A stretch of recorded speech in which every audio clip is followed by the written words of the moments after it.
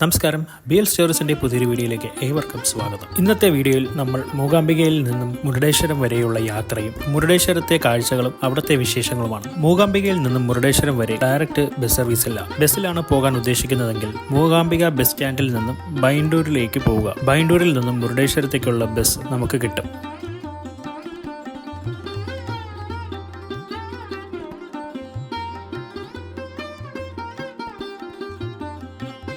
അങ്ങനെ നമ്മൾ മൂകാംബിക ബസ് സ്റ്റാൻഡിൽ നിന്നും ബസ് കയറി.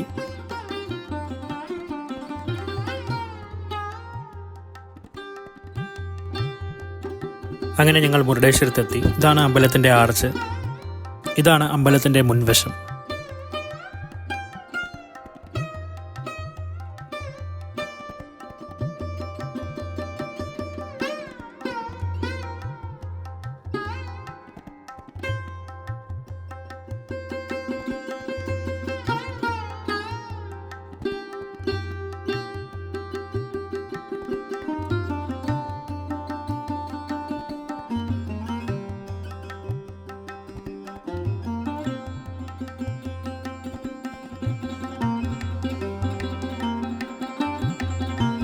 ഞങ്ങൾ 2 മണിക്കാണ് ഇവിടെ എത്തിയത്. അമ്പലം അടച്ചിരിക്കുന്നു. 3 മണിയാകുമ്പോൾ തുറക്കുമെന്നാണ് പറഞ്ഞത്. ശക്തമായ നല്ല മഴയുമുണ്ട്. ചുറ്റും കടലാണ്. എന്നിട്ട് തന്നെ പേടിയാകുന്ന രീതിയിലുള്ള തിരമാലകളും.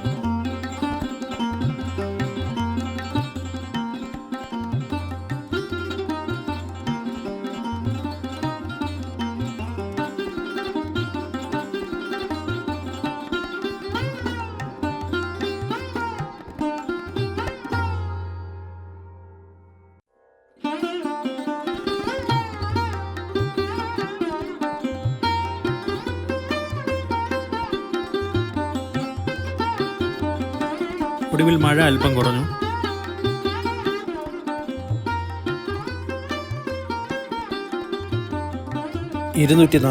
അടി ഉയരത്തിലുള്ള രാജഗോപുരം മുരുടേശ്വരിലെ എടുത്തു പറയേണ്ട പ്രത്യേകതകളിൽ ഒന്നാണ് ഇവിടുത്തെ രാജഗോപുരം. ഇന്ന് ഏഷ്യയിലെ തന്നെ ഏറ്റവും വലിയ രാജഗോപുരമായ ഇത് 2 വർഷമെടുത്താണ് ഇതിന്റെ നിർമ്മാണം പൂർത്തിയാക്കിയത്. അമ്പലത്തിന്റെ മുൻപിലുള്ള വലിയ കവാടം പതുക്കെ തുറക്കാൻ തുടങ്ങി.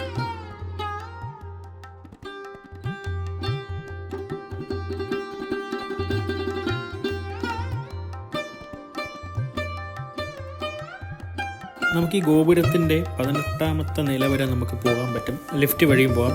ലിഫ്റ്റിന് ഒരാൾക്ക് 10 രൂപ വെച്ചാണ് ചാർജ് ചെയ്യുന്നത്.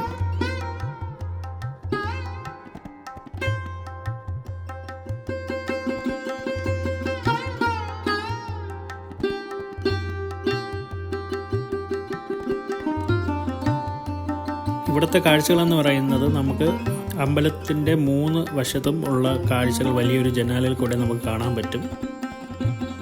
നമ്മളീ കാണുന്നത് ലോകത്തിലെ ഏറ്റവും വലിയ ശിവപ്രതിമ. മുരുടേശ്വർ എന്ന് കേൾക്കുമ്പോൾ തന്നെ ആദ്യം ഓർമ്മ വരിക ഇവിടുത്തെ ഭീമാകാരനായ ശിവപ്രതിമയാണ്. അകലെ നിന്നും നോക്കുമ്പോൾ ആകാശത്ത് മേഘങ്ങളെ മുട്ടി നിൽക്കുന്ന ഈ ശിവപ്രതിമയ്ക്ക് ലോകത്തിലെ ഏറ്റവും വലിയ 2ാമത്തെ ശിവപ്രതിമ എന്ന വിശേഷണവുമുണ്ട്. 123 അടി ഉയരമുണ്ട് ഈ പ്രതിമയ്ക്ക്.